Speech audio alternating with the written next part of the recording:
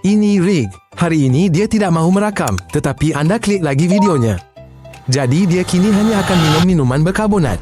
Pada hari pertama, dia terjaga di bilik putih. Di meja sisi katil ada botol berisi air hitam. Ia mempunyai label merah. Rick membuka laci, ia kosong. Dia menjenguk bawah katil, tiada apa-apa juga. Tiada air atau makanan lain di bilik itu. Dari paip, keluar cecair hitam melekit yang sama. Baunya tajam. Rick menegur. Ia manis, sedap dan menyegarkan. Moodnya terus membaik. Dia tersenyum, regangkan jari dan berjalan di bilik. Malamnya dia baring di katil. Dengan mudah dia terlelap. Hari kedua, Rick terjaga mendadak lalu minum beberapa teguk. Bila banyak minum soda, gula cepat naikkan glukosa darah. Awalnya rasa bertenaga, namun sejam kemudian lesu, timbul rasa jengkel dan tegang. Malah, sukar untuk tidur. Matanya merah, dahi berpeluh. Rick ambil botol itu lagi dan minum. Manisnya kini terasa melekit, tapi masih cukup menyenangkan. Dia mundar mandir, seolah gelisah. Dia tidak mahu tidur, namun tubuhnya letih.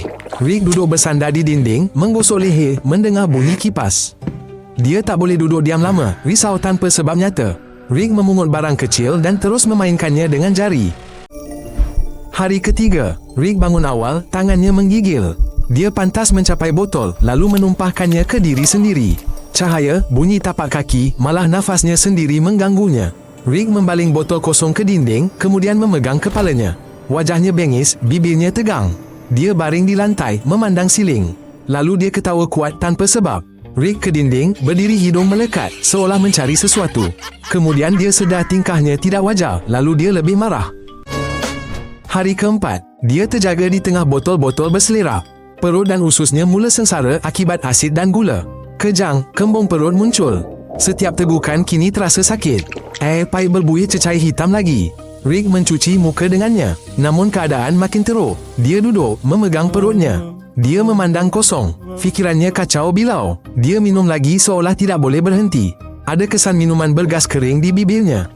Pada suatu ketika, Rick mula bergoyang ke depan dan belakang. Dia berbisik bunyi yang sama. Ini hari kelima. Rick hampir tidak bergerak. Dia duduk menatap botol. Botol itu seolah menghipnotisnya. Rick menekan botol itu ke pipinya. Matanya berkabut. Dia perlahan bersandar. Dia hanya berkedip. Dia terus bergumam tidak jelas. Bahunya terkulai. Dia tidak lagi peduli pada suara. Bahkan botol jatuh dari katil pun dia tidak hirau. Kulitnya melekit. Lidahnya kering. Cuba berdiri. Dia pening. Pada hari ke-6, Rick terbangun di lantai. Tanpa air yang cukup, badan cepat kehilangan cecair. Darah menjadi pekat, otak panas, tekanan darah rendah. Dia lesu dan cemas serentak. Bajunya melekit, rambutnya kusut. Rick merangkak ke botol baharu. Dia minum rakus, lalu terdiam dan menangis perlahan. Emosinya tidak menentu. Rick tidak tahu sudah berapa hari berlalu. Dia bercakap sendirian walaupun tiada sesiapa. Dia meletakkan botol itu di sudut. Dia menunggu botol itu pergi. Pada hari ke-7, dia sudah bercakap dengan botol itu seperti rakan lama. Dia membelainya, mendekap ke dada dan ketawa mendengar jenakanya. Dia memandang tepat ke kamera seolah baru menyedarinya.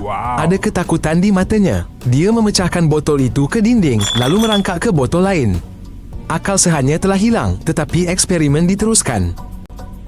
Hari ke-8, Rick hampir tidak bernafas. Bila badan hanya minum cecair manis, ia kehilangan garam dan mineral penting. Ini mengganggu fungsi jantung. Ia menjejaskan buah pinggang. Ia mematikan badan dari dalam. Bintik merah muncul di badannya. Bibirnya biru. Tangannya sejuk. Rick merenung siling tanpa berkelip. Dia seolah hilang. Badannya masih di sini. Kadang dia mendengar bunyi. Dia tidak tahu mengapa. Tanpa air dan nutrisi, darahnya pekat.